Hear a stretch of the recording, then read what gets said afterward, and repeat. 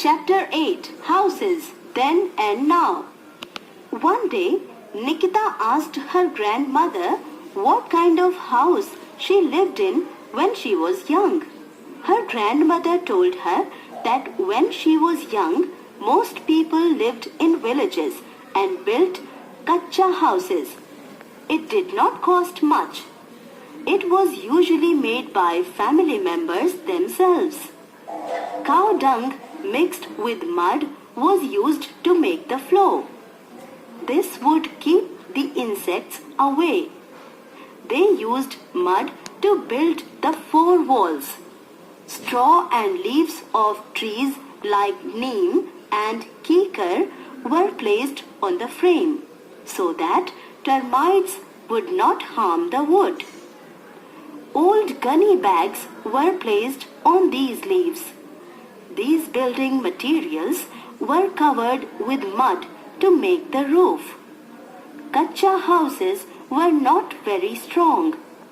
People needed to coat the walls every week.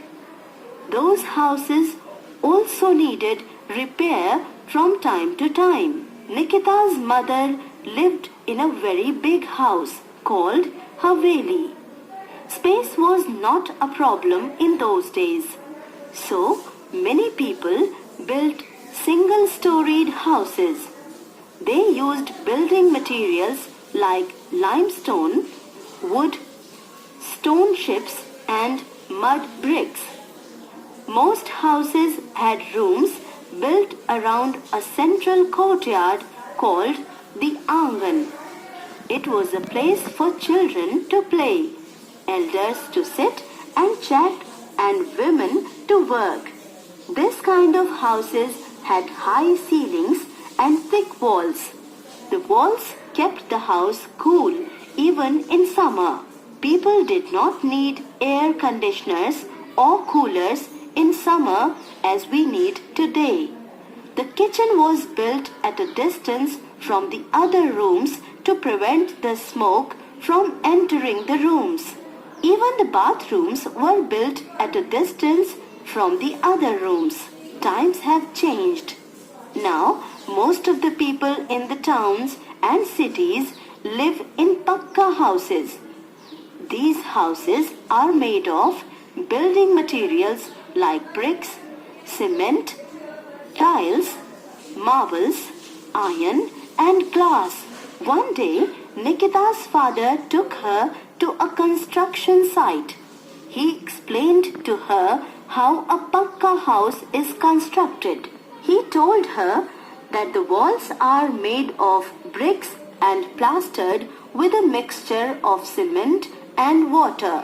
The flooring is generally made of marble or stones. Bricks, steel rods and cement are used for constructing the walls and roof.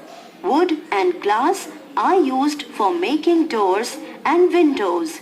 Pakka houses are strong and permanent. They do not need repair frequently.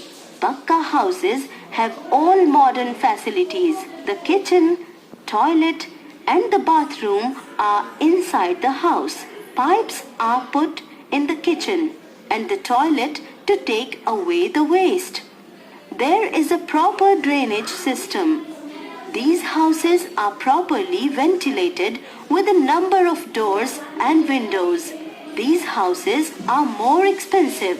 Nowadays, there is a shortage of land in the cities.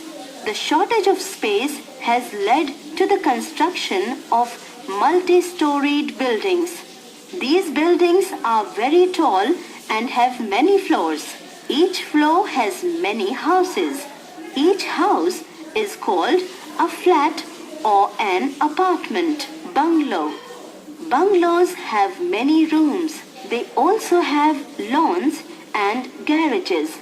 Some big bungalows have swimming pools as well. Nitika's father told her that many people are involved in the construction of a house. An architect makes the plan of a house. A mason lays bricks and plasters walls. A carpenter makes doors and windows. A plumber fits water pipes and taps. An electrician fits wires and plugs. A painter paints a house. An engineer supervises the construction of a house. One day, Nitika's father took her to a place where people lived in small, dirty houses made of stones and mud. These houses stood close to one another and had roofs made of iron or tin sheets. Nitika also noticed that there was no proper arrangement for drinking water, electricity, and drainage in the area. Her father told her that the place was a slum area. He also told her that living conditions in slums were bad. Nitika was sad to know that some people had to live in such harsh conditions. She felt sadder when her father told her that slums were growing day by day. She was a bit relieved to hear that the government was trying hard to improve the living conditions of slum dwellers.